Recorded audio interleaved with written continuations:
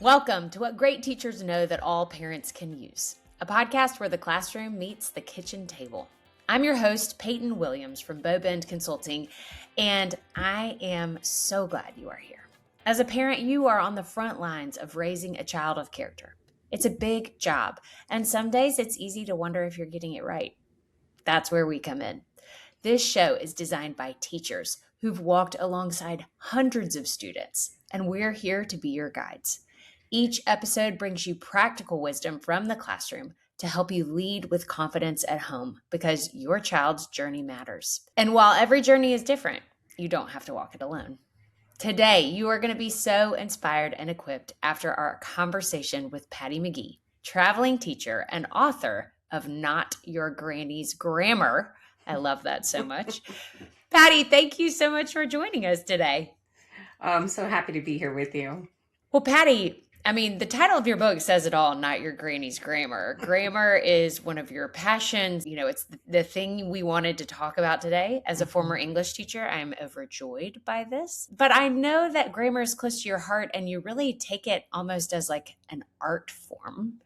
Can you share a little bit more about just this mindset around grammar that would be helpful for parents and teachers to have, or the mindset that great teachers have around grammar? Yeah, absolutely. And I think it's a bit of a shift in terms of mindset around grammar because it's like at our DNA level, I think, that we look at grammar as just a static set of rules that we are obliged to follow and that we are instantly equipped to be able to follow those rules after we've done a single worksheet or memorized some parts of speech or something. That there's this expectation of immediate, accurate usage. And grammar is just so much more than that. It's a lot of not that, but it's also so much more. I often say that grammar is to a writer as a paintbrush is to a painter. That the way we use our words, the way we design our sentences, the way we look across our piece, whatever piece we're writing, the way we've built it with sentences, and then we artistically revise so that it creates meaning on the page for whoever our audience is. I love that perspective shift from, usually when you say the word grammar, the first reaction of parents and anybody who doesn't teach middle school English or elementary school English is, grammar, Yeah. I was so bad at that. It's like a bad word. But I love that you want to reframe it. Yes. Right? Totally. And I just want to say there's a lot of relics of that feeling too. There are, people who walk around with t-shirts saying, I'm silently correcting your grammar, right? A mug that says grammar police for those who understand grammar through the methodology that was used when I was a kid, certainly, but is still being used today. And then we add that extra layer of like shame about it when we're somebody who knows it, and then we just want to make sure everybody knows that we're grammarians and that it's just a have or have not kind of situation. And that is not what grammar ought to be. And when we rethink it and recreate some of the learning opportunities around it, we end up seeing grammar for what it really is. Well, Patty, I love that you are trying to bust up the grammar police and the sort of secret club and the, it worked for me and it didn't work for you, so I guess you're dumb mindset around grammar, and to open it up as a tool. I love the metaphor you used of a paintbrush, just like an artist. It's like something you can use and apply, not something that defines you. I'm an English teacher. It took me, actually, don't tell anybody this, but I actually didn't learn how to properly use a comma until I had to start teaching how to properly use a comma. So I was one of those people for whom it did not come easily. And I wanted to know, how did you come to this realization? You started in education, you were teaching grammar, and now you're teaching it a different way. Tell us a little bit about that journey. Absolutely.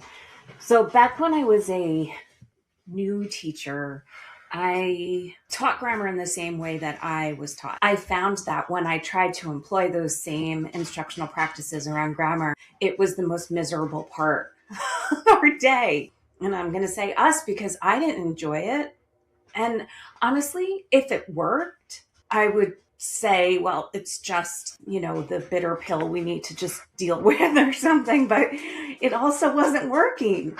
And so, I tried a bunch of things like grammar games, for example. I actually went to the dollar store and bought fly swatters, and there'd be two students up at the board, and I would write a sentence. The one who was able to swat the predicate first was the winner. And I think now about how much discomfort and shame I created just in that.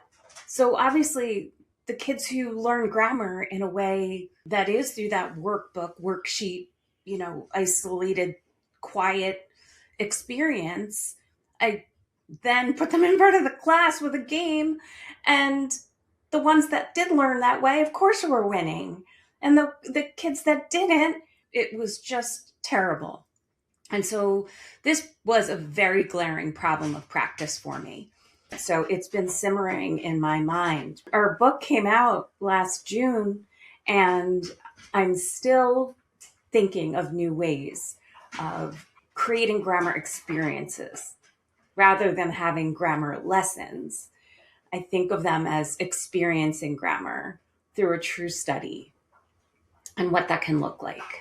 Well, Patty, I'm a parent of a 12-year-old right now, I guess, 10 and 8 at the time of this recording. And my oldest is definitely going through the worksheet grammar instruction. And no shame on that, right? We do the best we can that we know. But you're talking about something that is intriguing to me, this idea of grammar experiences. Now, I'm all about when you were talking about grammar games, I'm like, that sounds so fun. But you're absolutely right. It's fun for the kids who already know it. And it's super shame potentially inducing at a time in middle school where like status and social peers are such a big deal. It actually could turn on their fight, flight, or freeze response. They're not learning. It's like it kind of widens the gap, all the things you were talking about. So, how do you do it differently? What is a grammar experience that is without shame and that we can all share with our fellow educators and potentially with ourselves? Absolutely. So, I stopped looking inside school buildings for the answer to teaching grammar differently. And I started to think about, what do I do when I want to learn something? And not thinking of a school at all, thinking of life. What are the things that I naturally do in order to learn something? So I like to refinish furniture with chalk paints and waxes. And when I first started learning about them, and I'm still learning, I just got curious. And I was like, I wonder with this piece of furniture, what type of paint I could be using. And then I would hypothesize, like, maybe this paint layered with this paint with this wax. And then I'd ask for feedback from somebody who knew a lot more about this than I did. And that feedback usually came with a step-by-step on how to do what it is that I'm trying to do. And then I would give it a lot of practice and play before I even put it onto a piece of furniture. And then even then I do like a little corner, just making sure it's looking like I want it to. And then I'll paint it and wax it and do the whole thing, and then pause and think, wow, what did I do here that I definitely want to remember and hold on to for my next project? And what am I still curious about? And now take those very same entry points and bring them into grammar learning. Those are the types of experiences that we want to offer students. We want to give them the opportunity to get curious about grammar. And I know many people listening are probably like, there's nothing to be curious about with grammar. Kids fall into that curiosity so naturally. And it's us adults that have had the PTSD from it all. But when kids experience that curiosity and then that chance to hypothesize, I think what's the same and different between simple and compound sentences is, and maybe this too and this too. And then there's some explicit instruction, like here's how to make sure your sentence is an independent clause, or here's how to take two simple sentences and create a compound sentence.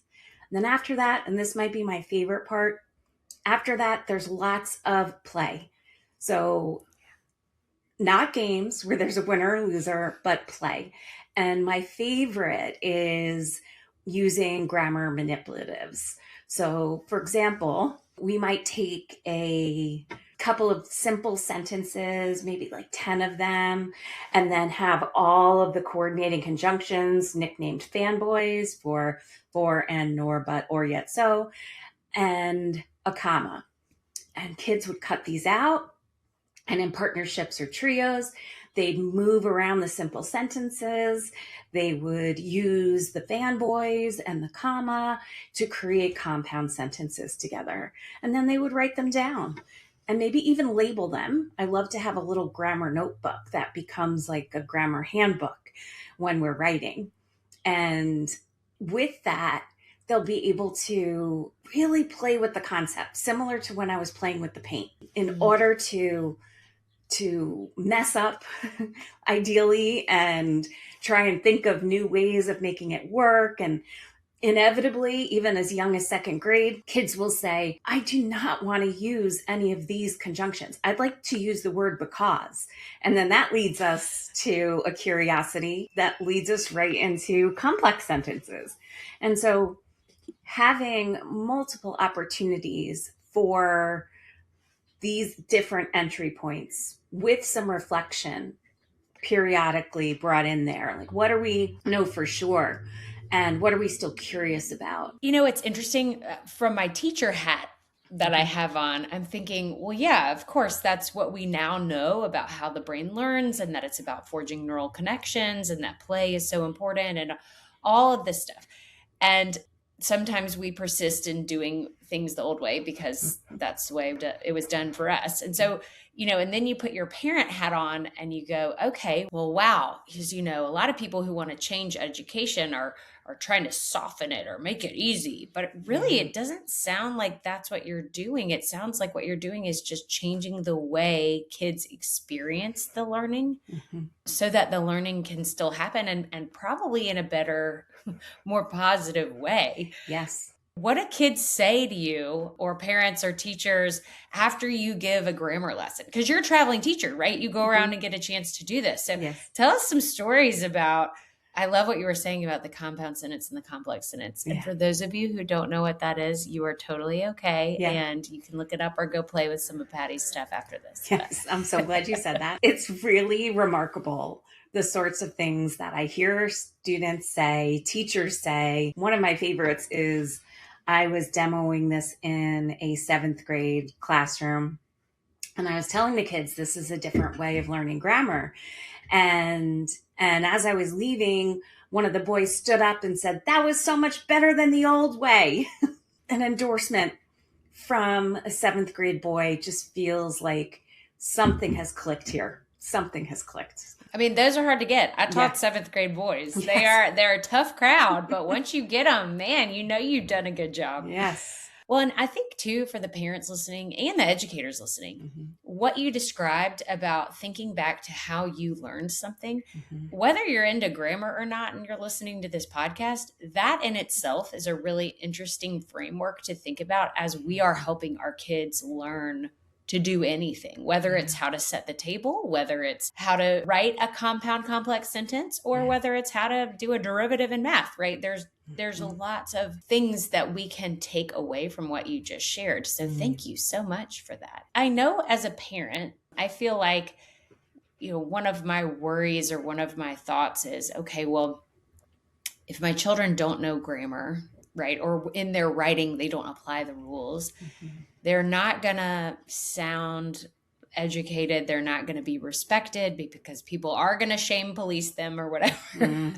So what are the stages of learning grammar? Is it the same for all kids? At what age should parents and teachers be thinking about grammar? What's sort of appropriate? So I would say with second grade and up, we can learn grammar in the methodology that I'm sharing with you. So to have a series of experiences that includes getting curious, hypothesizing, having some explicit instruction, ideally a step-by-step on how to use it in their own writing, then time to play, have conversations, and time to reflect. That works for everyone, virtually, I should say, virtually everyone, second grade and up. But I have a different approach for our pre K through first grade writers because they're still in what I think is so beautiful, the emerging stages of writing. It is wildly brilliant what kids can do when they don't have a set of words that they have memorized to write. The communication on the page is a combination of oral composition, letters, letter-like symbols, attempts at words, actual words, some combination of that, and sketches on the page. And it is, I think, some of the most brilliant work that is done by people, because if you don't have all of the literary tools to create on the page, but yet they do anyway so naturally, and it might start off with zigzags and swirls and then oral composition to go with it. Right there, I like to call that kind of pre-grammar, because we are using different parts of speech. We are attempting sentences at that very early stage. And the best thing that parents can do at those stages is give little booklets, 3-page booklets, like paper folded in half. Kids love to create books. It's so simple, and just have a bunch of them so kids can create whatever they want, whenever they want. And just know that if they're at that really early stage of zigzags and swirls, they know a lot. They know that writing is something that is communicated on paper or other types of material. They know that writing is often read aloud. They know that their ideas matter, and so they put them down. And celebrating that and giving as many opportunities for that as possible. And then watching them grow, because we'll start to see letters and letter-like symbols being used and shapes a little bit more solid so that they can come back to the piece and often remember what it was. The zigzags and swirls stage, they often don't. They make up something different each time, which is beautifully appropriate. That's a part that honestly parents panic at. They're like, oh my gosh, this can't be. And it's a really important part. So then we get to some solid sketches and some letters and letter-like symbols. And then we move on to kids are starting to wrap their heads around the alphabetic principle or have a few sight words memorized. Like I remember a student who was a first grader who knew that writing was made of words, but the only word that she really knew was love. And so she would, I know, she would sketch her story and then she would just write love, love, love, love, love. So even though it wasn't the same words as she would be saying out loud, she knew the words represented what she wanted to say for now. And then students start to use dominant sounds, like usually consonant sounds, to write words down. And then they start to bring in some of the medial sounds of vowels, CBC words, consonant words, I should say. I'm talking in edu-speak. I was about to say, you got to teacher jargon right there. Yes, exactly. And they'll be approximating their spelling. Their words will become even more apparent to us as they move through the later stages of these emergent stages. And what we want to do to support them with grammar is not ask them to identify parts of speech. that would be like counterproductive for young writers who are just learning how to create on the page. But instead, support where that next stage is. So if we are using dominant sounds, then they're ready to plan their own sentences, and we can teach them how to do that. Okay, real quick, what is a dominant sound? If I'm a parent, I'm going, does my child have a dominant sound? What is that? Yeah. So those are the sounds that, when it's called segmenting sounds, when you break apart a word and you say the sounds that you hear in that word, the ones that stand out are usually consonants. And also because sometimes a consonant sounds like a couple of different sounds. Like, for example, I loved this piece of writing that a student did in kindergarten, and he wrote down, if you, Y-O-U, plant, but it was P-T. But that could also be Patty, right? So it's like, what are the sounds that you're hearing? The vowel sounds that are in there are very hard, and we need a lot of practice to get to that point. That's really interesting, Patty. I laugh because I remember one of my children spelling the word tree, C-H-R-E, tree, because the T and the CH sound. And so what I'm hearing you say actually is that, grammar actually begins as soon as kids can hear words, as soon as they are saying words, as soon as they're identifying sentences, as soon as they can tell a story, they are thinking about grammar. And then the way that their grammar learning emerges is in stages. And so parents, don't freak out that your kid doesn't know what a noun is before they're 8 years old. Let's, let them get those other things first and do that pre-grammar stages. Yes. And then they can start to learn what the tool is called and what it's for.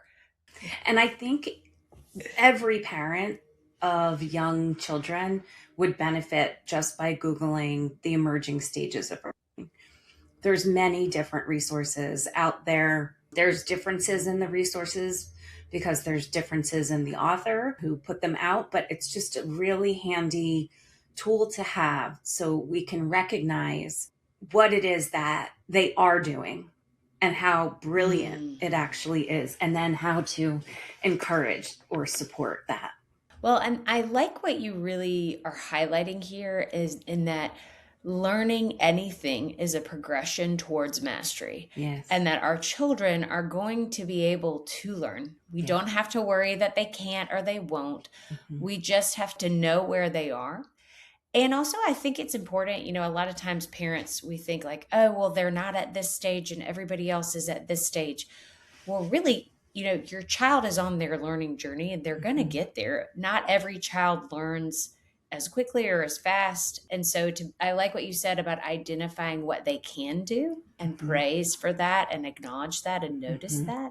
So that sounds like one really concrete thing parents can do. Google the stages of writing. But then what are some other 2 or 3 kind of low pressure things that parents can do at home, not being the grammar police, but just maybe playing with grammar with their kids, especially maybe for parents who really maybe hated learning grammar themselves or don't feel confident like that. They're like, I don't really know if I could teach it, or if I wouldn't know if it's a subject or a predicate noun or whatever. I don't know what that is. Yeah. Help me out here. Yes. Well, first of all, I think that the labeling using grammar language comes after usage, not before. That has been a gatekeeper for many. Like, if you can't identify nouns on this worksheet, that means you can't use them.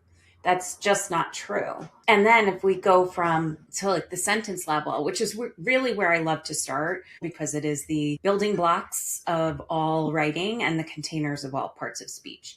So the more we play with sentences, the more we're going to then get to know the lingo that comes along with it.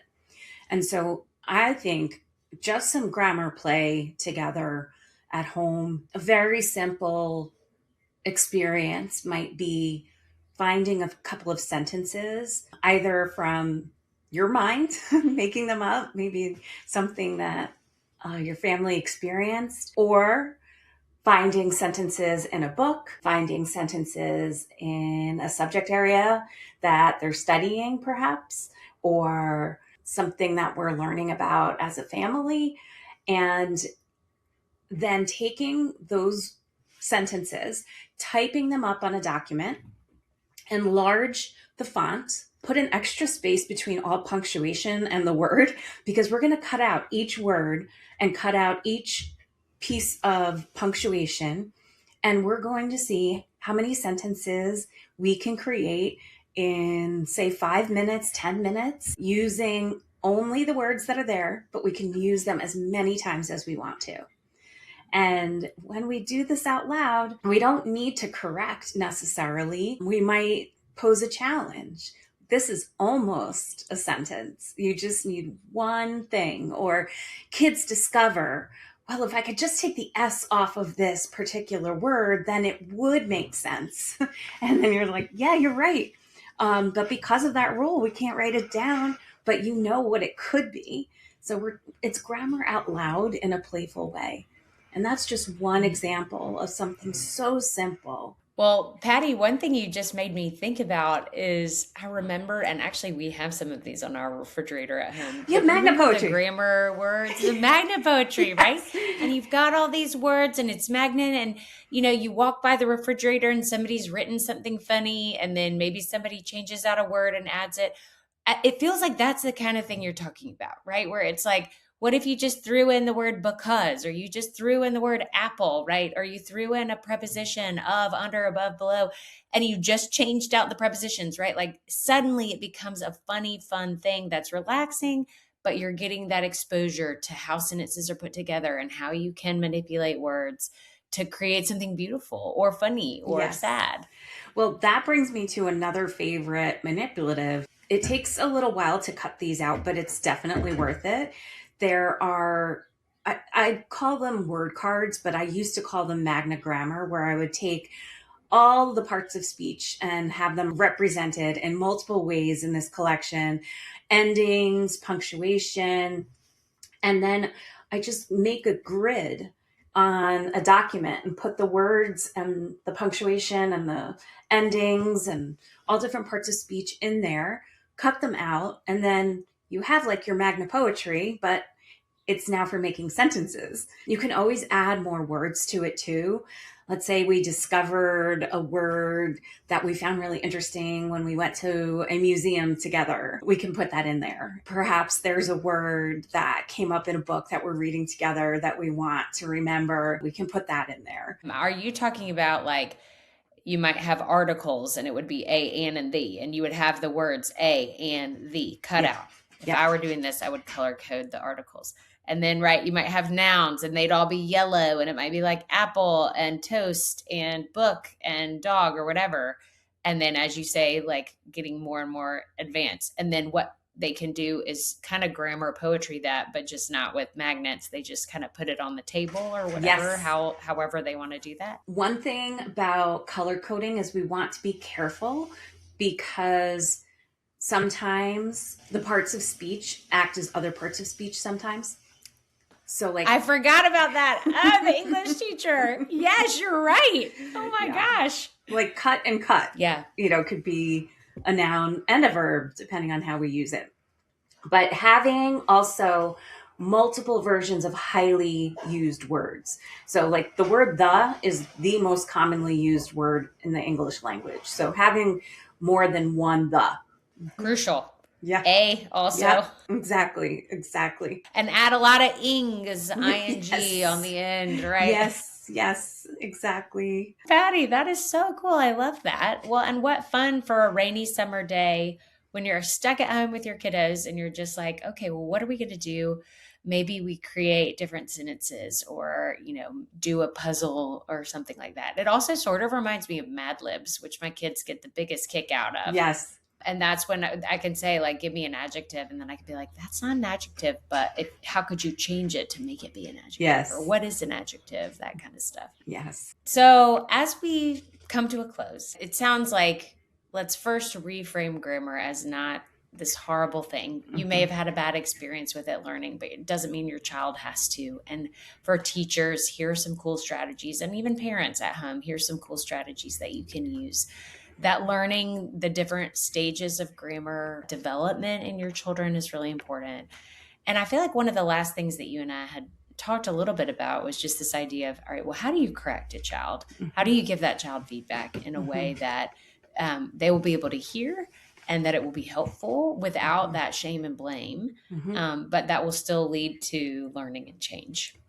So I have like a structure that I follow so that I try to not follow my first reaction, which is taking some time to correct things. I've tried to replace that corrective lens with a search for strength and then sharing a next step. So it might be something like as simple as, I noticed here in your writing that you used periods to end your sentences. That is important because readers need to know where to pause and take a breath. Because you have that, you are ready to try out different types of punctuation. And then let me show you what that looks like. I can read and then I can decide, do I want it to be a period? Exclamation mark? Do I want to join sentences together? Wherever kids are in that learning. But it's saying, here's a strength and here's something you can build off of that strength. So it's not to say we're not recognizing where kids are in terms of their grammar usage. It's just reframing the way that we talk about it. Tiniest word switch. Because you did this, you're ready for this. It's an invitation built on a foundation of strength. I love that. And for whatever reason, when you were just sharing that, I couldn't help but think of video games where it's like children in particular, or people, they are so excited to go do something harder than they did before because it's like, you beat this level, right? It's like, you beat the period level. Now let's move on to level 2, the comma level, right? Yes. Or whatever. I think that's so cool that you start with the strength and you frame it not as here's what you're doing wrong, but you frame it as here's what you can do next. Yeah. Wow. Here's what I'm doing wrong might shut me down as a child. Here's what I can do next. Shows that you believe in me. It shows that I'm ready. And it gives me a doorway and a path as opposed to like, you're not good enough. It's not a hoop to jump through. Yes. That is fantastic. I'm going to use that all the time with my children, not just for grammar. Yeah. It works well for parenting as well. It really does. What a fantastic strategy. Well, Patty, for listeners who are like, okay, I had a bad grammar experience and I need to, kind of dive back in and overcome it, or I want to share some of this with my child's school, or I want to use this with my own child at home. Where can they find you? Where can they get more resources? The best spot is my website, which is pattymcgee.org. Just make sure when you Google that, it's Patty with a Y, because Patty with an I is a very talented skateboarder from the 1960s, and that's who will come up first. So it's Patty with a Y, pattymcgee.org. And there's lots of different resources on my website. I would love to host a parent group on using my book, Not Your Granny's Grammar, as a parent, because I certainly did with my kids, and it really helped the kind of grammar instruction that was going on in school. And so there's so many things. My website, my book. Awesome. Well, Patty, we will certainly link the correct website on the show notes. Thank you. And make sure we spell your name right. Okay. Patty, thank you so much for joining us. We really, really appreciate you sharing your wisdom about grammar and parenting and teaching today. Thank you. Thanks for having me. Well, that is all for this episode of What Great Teachers Know That All Parents Can Use. I'm Peyten Williams from Bow Bend Consulting, signing off until next time. Thank you for sharing what you learn in this podcast with the people you love.